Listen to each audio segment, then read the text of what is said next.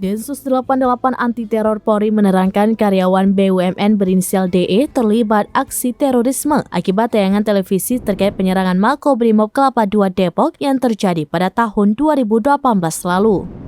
Juru bicara Densus 88 Anti Teror Polri, Kombes Aswin Siregar menuturkan hasratnya menggebu-gebu setelah melihat tayangan tersebut.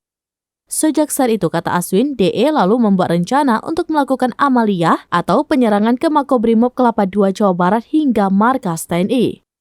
Di sisi lain, sejauh ini DE melakukan perencanaannya seorang diri. Namun, Aswin mengatakan pihaknya masih mendalami terkait apakah yang bersangkutan terlibat dalam jaringan teroris.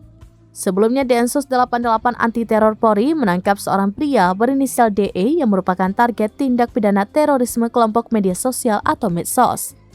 Karopenmas Divisi Humas Polri, Brigjen Ahmad Ramadan mengatakan penangkapan ini dilakukan di Bulak Sentul, Harapan Jaya, Bekasi Utara pada Senin 14 Agustus 2023 sekitar pukul 13.17 waktu Indonesia bagian Barat. Ramadan mengatakan DE merupakan seorang karyawan BUMN.